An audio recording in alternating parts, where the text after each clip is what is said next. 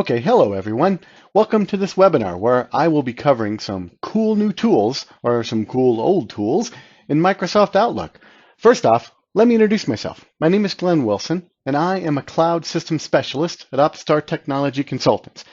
Optistar is a managed service provider specializing in offering customized business solutions to our clients.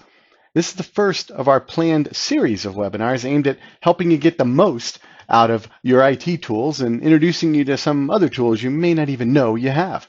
After this webinar ends, if you believe Optistar can help you with your IT needs, feel free to visit our website at optistartech.com. Or for more information, you can call us at 888-782-7003. Now let's get started. So email, as we know it, has been around in one form or another since 1965.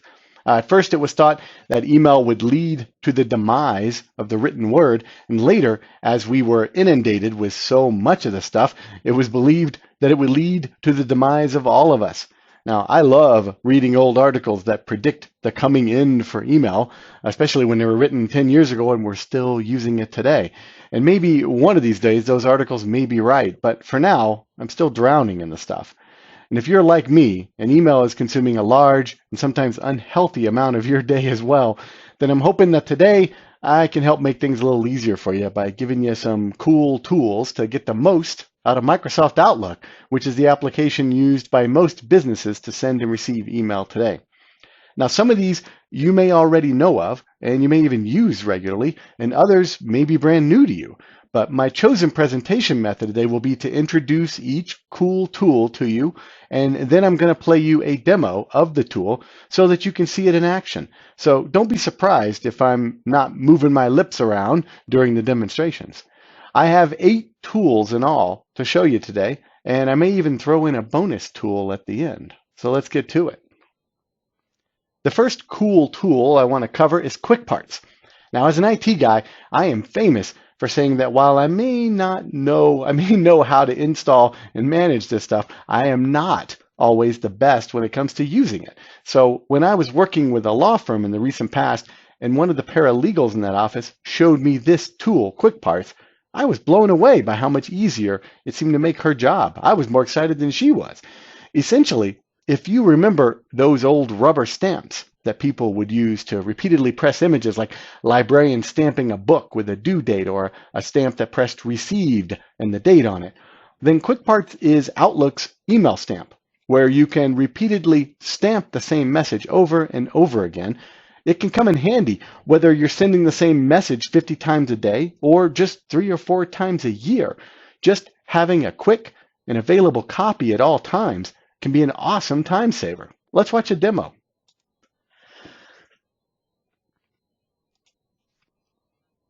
Okay, so here you can see that I've started my usual and standard response to a message that I have to type sometimes over and over again, sometimes maybe only a couple of times a year. It really doesn't matter.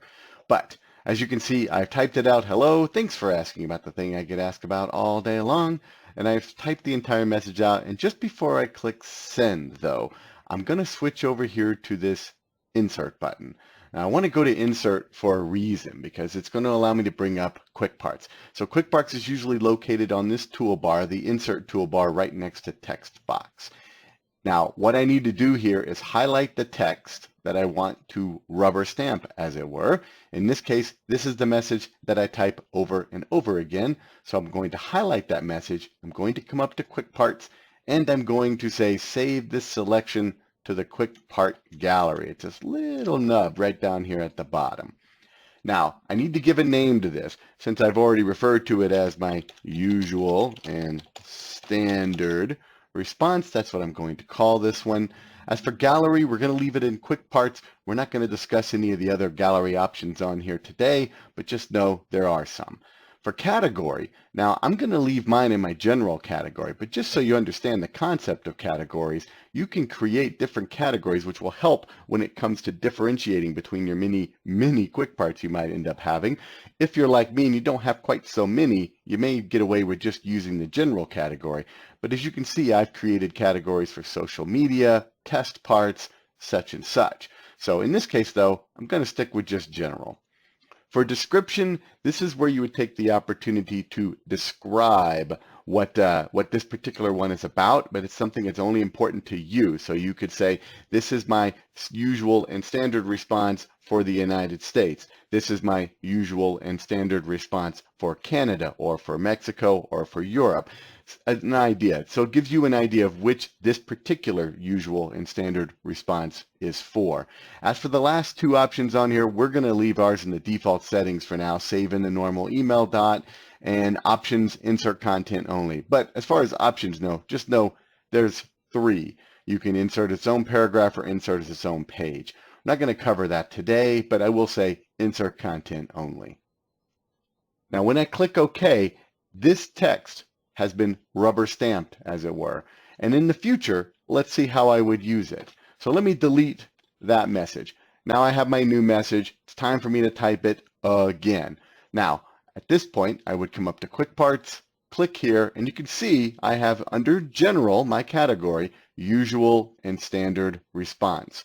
I click and it rubber stamps it right in there for me, so I'm ready now to click Send. Of course, I may want to also add in my social media link. So I'm going to come here, add that on as well. And now I'm ready to click Send. So you can see Quick Parts can come in handy very quickly if you're the kind of person who has to type a usual and standard response to something over and over and over again, like the paralegals I mentioned earlier.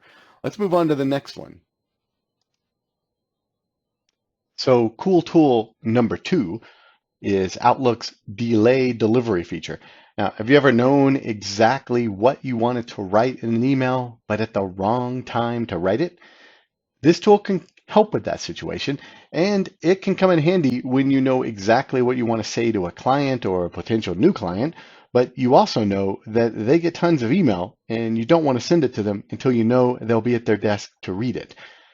Or maybe you've read one of those mini articles on the interwebs about when is the best time to send email, and you want your mail to correspond to those times.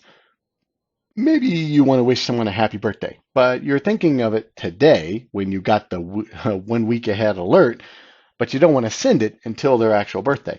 Whatever your reasons may be, Outlook has a built-in tool for accomplishing this goal. So let's take a look at how to use it. So for our demo, let's use our usual and standard response. Let's say that Stanley needs to send this message out, but he needs it to be delayed. We don't want this message to go out until the end of August, usually around noon, because we know that's when the person who's receiving this message tends to be at their desk, and we know we can get them to read it. So after you have your message prepared and you're ready to click send, before you click send, this time we're going to come up here to the options menu. So when we click on options, we're going to get several of them across the top here, but the one we're interested in looks like a little outbox and it says delay delivery. When we click on that one, we're going to bring up this window. Under here where it says delivery options, you can check the box that says do not deliver before, choose the date, in our case the end of August, August 31st, and we'll say noon because we know that's when this person's usually at their desk and we have our best chance of reaching them. We will click close. The message is now set on a delivery delay, and I will click send. What will happen is that message will not send. Instead, that message is going to set in our outbox. Now, here I have the ability to edit the message, delete the message, make any changes that I want to the message up until that message is actually sent. Outlook will not complete delivery on this message until August 31st at noon. So that is how you can use delayed delivery to make sure that you get everything you want to say now in the email, but it doesn't get sent until you're ready to send it. Let's move on to cool tip number 3. So I'm sure that you, unlike myself, have never been added to an email chain that you care nothing about, right? You know what I mean, that silly email someone sent to the entire company and then someone else replied all, and now everyone is replying all. Or maybe it's a joke email that keeps getting added to, or even an email you needed to be involved with at first, but the replies have gone beyond your contributions at this point, but they just keep replying and filling up your inbox. Now, first of all, they should be using Microsoft Teams for that stuff, not Outlook, but we're only talking about Outlook today. Teams is for another day. So how do you get yourself out of this waste of your time and your inbox? Well, you ignore the conversation. That's how. And I'm going to show you exactly how you could do that. Okay, for example, I have this utterly fascinating conversation going on between me and Verizon and a bunch of other people. Not for reals, but for our demonstration purposes. Let's look at this one. So I've chosen this Verizon email. Up at the top under the Home menu in the Delete menu boxes here, there's an option called Ignore in the top. I'm going to click this button. When I do, I'm going to get this pop-up that's going to say the selected conversation and all future messages will be moved to the deleted items folder. Ignore. We're talking instantaneous there, right? It just moves it right into your deleted items. And there it is. Now let's say that later the need comes up that I do actually need to get back involved in this, or somebody comes to me and says, did you know that this was happening? You need to be paying attention. Well, you can always come back here into deleted items, find the original message. You see ignore is still selected up here in that same box. I'll click it again, and this time it's going to say stop ignoring conversation. Yes. And just as instantaneous, the conversation is moved right back up into my inbox so that I can resume whatever important things these are that people feel I need to be involved in. And there you go, ignoring your email. So cool tip number 4. As long as Outlook has been around, the follow-up option seems to have been there, just sitting there, staring you in the face, practically daring you to use it. I'm actually surprised that so few of us use this tool when you consider how often it might actually be of use to us. Checking the option to follow up and setting a date to remind you to do so is useful and probably the way this is used the most today. But my favorite capability of the follow-up tool is its ability to set a reminder for the email recipient as well, especially if you know the person you need this response from is one of those people who drags their feet responding to email messages, and you people know who you are. Let's take a real quick look at just how this tool works. Okay, so let's have a closer look at the follow-up tool. So here I am with our standard email that I have prepared for my testing purposes.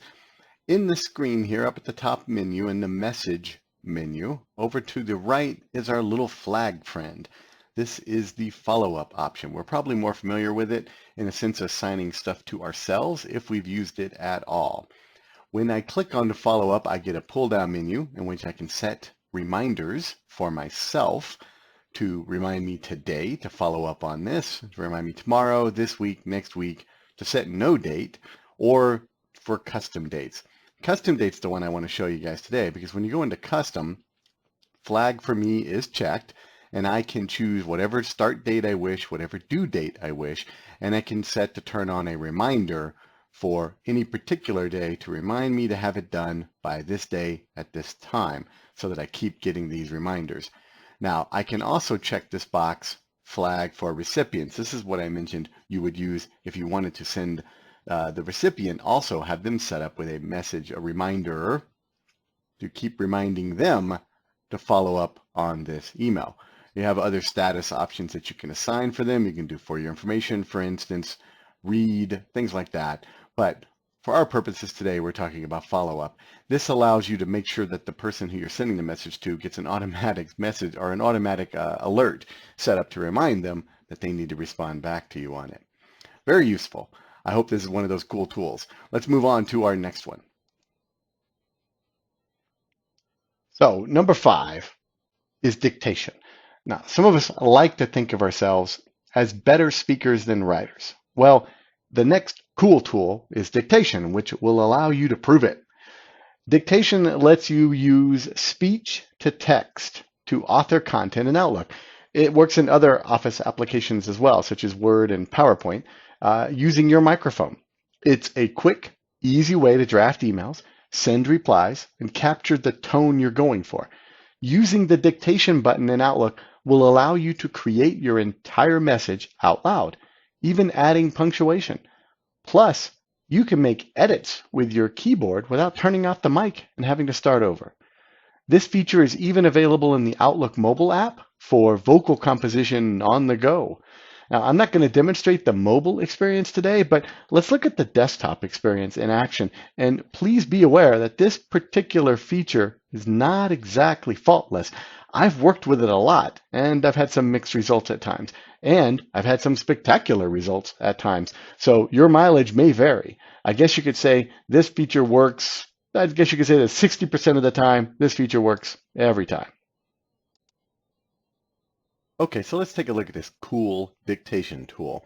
We'll begin with a blank message. I've just started a new message. We are in the message toolbar, which is the default toolbar for new messages. So as soon as you start one, this is what you should see. Somewhere on your toolbar, you'll see this option with a microphone on it. There is a drop-down menu on here, but that drop-down menu is mainly for you to choose the language that you're wishing to speak into the microphone. By default, it's going to pull whatever language you have set inside of Windows. So this should already be set for you, which means that normally all you're going to need to do is click on the microphone to begin dictation. I'm going to dictate a very simple message here, nothing too complicated, and then we'll talk about it a little more afterwards. So here we go into dictation mode. Subject is subject. Hello, Joe, comma. New line. New line. Joe, I was hoping to speak with you today about dictation. If you get a chance to write me back, please do so. Period. New line. New line. Thanks a lot, comma.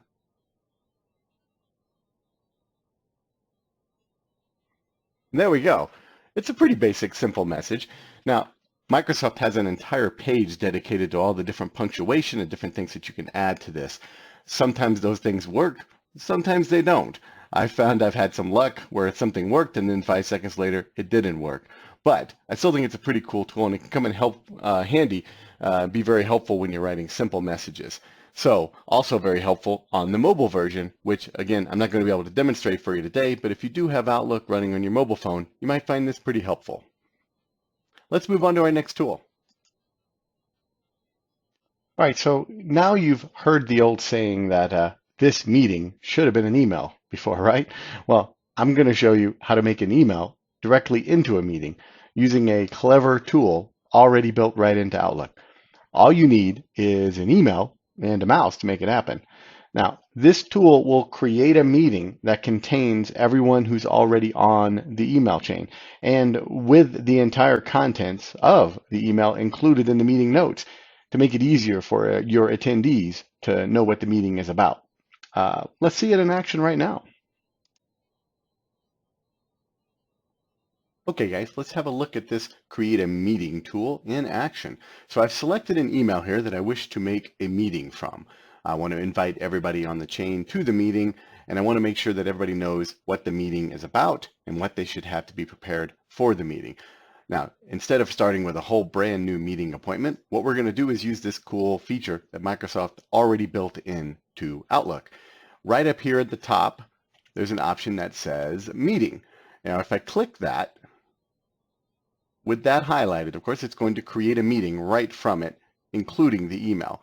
Now, this can also be done if you're already inside of the email by having the message itself open, only the button you're going to find is a little smaller, more abbreviated look to it than normal, but you'll see it says reply with meeting.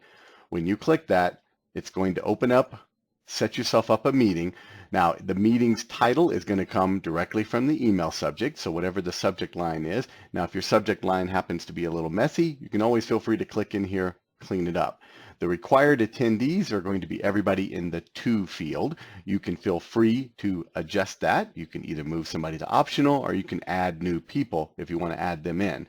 That's fine because they're going to be able to know what the meeting's about even if they haven't originally been on the email chain, because the email itself is at the bottom, everything that was in it. Now, optional people, you can add people, but it will also be people who are in the CC field. So anyone who was CC'd is considered optional for the meeting. They don't necessarily have to be there. If you don't like that, though, you can always grab those people, add them to required to make sure that everybody knows I need you here. Now you'll set your start date and time for your meeting. We'll pick August 4th here, why not? And then your location. Now if you have your meetings in conference rooms, so be it. You can pick your conference room here either from your location tab if you're set up for that, or just type in the name so everybody knows where to go. If you want to make this a Teams meeting now, however, and you do actually use Microsoft Teams, that's fairly easy to do too, because there's a button right here that says Teams Meeting. If you have Teams installed and properly configured, you click that button and it will turn this into a Teams meeting. We'll fill in the location. Now you have all of your required attendees, your date, your time, your location. Everybody has the reference materials to know what to go about, everything you need to make a meeting successful. You simply click send and your meeting is done. Now, let's move on and see our next cool tool. Next up, an email inbox can be a very messy thing, filled with outdated messages, unread emails, meeting invites you forgot to attend or that you just never saw because they were buried amongst all the silliness. By default, Outlook uses conversation threading to try and keep all the emails in a chain in one handy spot with the most recent at the top. But maybe you've turned that off. Maybe you didn't like that setting and you turned off the default because you like to see every message in order of receiving it. Or maybe a chain has gotten so large that you're tired of seeing any part of it other than the last reply. Outlook has a cleanup tool that few people take advantage of, which can help you to get some control over this feisty inbox. Let's take a look at how that works. Okay, so an example. Here is an email chain between myself and Stanley. We've been going on and on and on with each other about where we should go for lunch. Now, you may have something similar like this. It may involve something more important than lunch, and it may not. Either way, this particular thing is just clogging up my inbox and blocking things that matter to me. So I can simply begin with the first conversation, just the most recent one here, and just select it. Now, when I select this conversation, I come up here to the top of the screen. In the home menu, there's an option called Cleanup right here. Now, if I choose to clean up conversation, it's only going to clean up this conversation, this particular conversation here and all of its related underlings. If I choose clean up folder, it's going to choose my inbox, and it's going to go through and find everything in my inbox that needs this same service done to it. And then lastly, clean up folder and subfolders is everything in my inbox and any subfolders I might have in my inbox. I don't have any, but if I did, I would show you that example as well. I'm going to go with just clean up conversation. I want to clean up this particular lunch conversation. It's getting long, and it's getting to be too much to handle. I'll get a pop-up that's going to say all redundant messages will be moved to the deleted items folder, and that is exactly where they will go. There they are.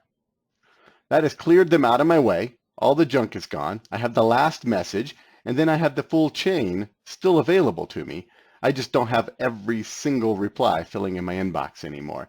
That'll help you to keep that clean, and if you use that feature to do it for all folder, it may even make things manageable. Let's move on to the next cool tool. So tool number 8. The last cool tool is one that I like to say I'm surprised and also not too surprised that people don't really use.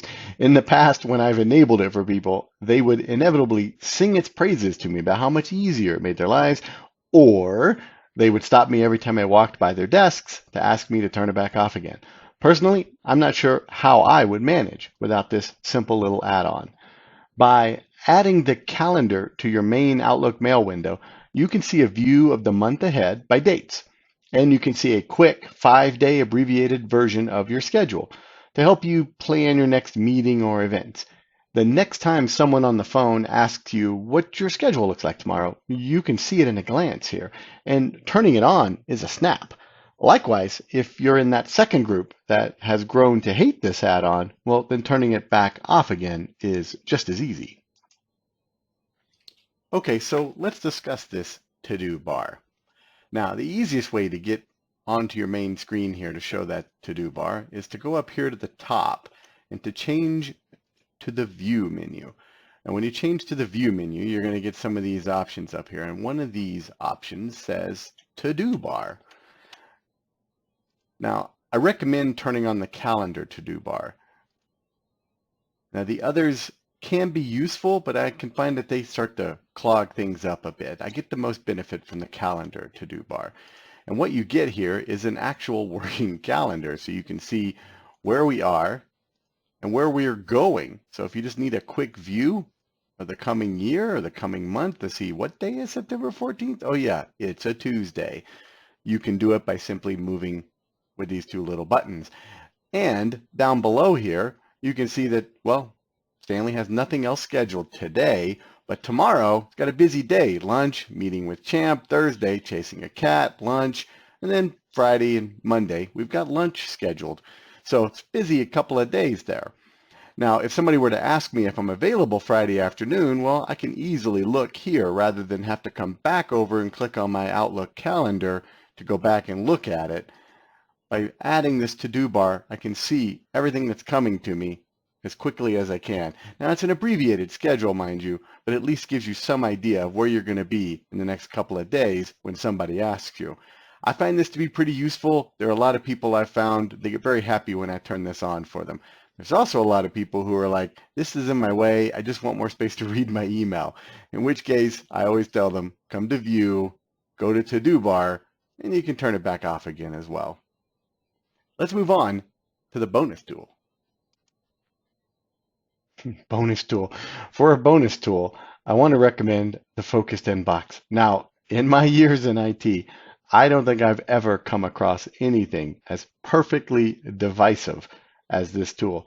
People either love it, like they love their pets and their kids, or they hate it, like a Hatfield hates a McCoy.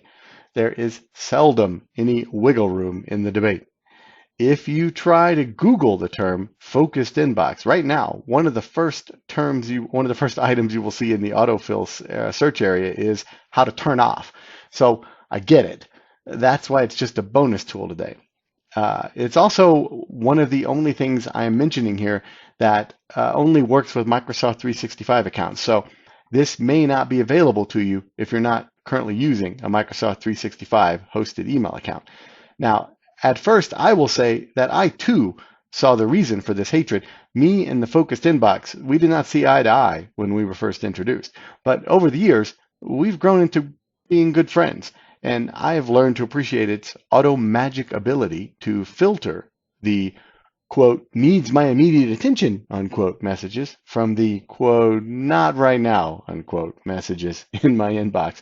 Now, I'm not talking about junk mail. That's a different folder altogether. No, the focused inbox takes email you may actually want to read, but that you don't need to immediately act on, and just sort of slides it out of your way.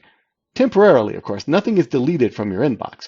Just slid out of the way, like papers to the side on your desk. Let me show you how to turn it on and also how to turn it off if that's what you prefer. So first of all, here in Stanley's case, the focused inbox is already turned on, and you can tell because in the main window here, main email window, you see focused and you see other. So focused is the email that has been determined to be important enough that I should be paying attention to right now. Other contains messages that are important to me, but it may not be important to me right now. These are things that I may want to read. I may be interested in some of these articles that Dell wants me to have a look at, but I don't have time to look at them at the moment, and I don't really need them clogging up my inbox. I'll get to them when I get a chance, or maybe I won't. So these things like newsletters, partnered newsletters, things like that, they get moved into the other box and get moved out of your way. Eventually, you come to terms with that, and you realize that's pretty helpful. Thank you, focused inbox. However, I know there's a number of people out there who do not like the evilness that is the focused inbox. So if you click on this view button again, right up here at the top, there's a little inbox thing called the show focused inbox. If it's turned on already, this is checked, and that's why it's working. If you check that box, it will turn it back off again, and all your mail will be blended back in together. Very simple. You just get your all and you get your unread, just like a traditional Outlook setup. Now, if you wish to turn it back on again, you just hit that button again and you go right back to focused and to other. Now, the focused inbox is also available on the Outlook mobile product, and I use it there as well. So if it's accidentally turned on for you there, turning it off is a little different, but we can always help you if need be to get that turned off on your phone, or if it's not on, help you to get it turned on. Let's wrap up. All right, well, we've come to the end of the webinar. On behalf of everyone here at Optistar Technology Consultants, I'd like to thank all of you for your time today, and I hope that I was able to bring you a little new information that can make your workday just a little easier. If you'd like to talk to Optistar's consultants about how to make your IT run better, give us a call at 888-782-7003, or you can email us using these new email skills at ask@optistartech.com. Now, I don't have any time right now. I've reached the end of my time, so I'm not going to be able to take any direct questions.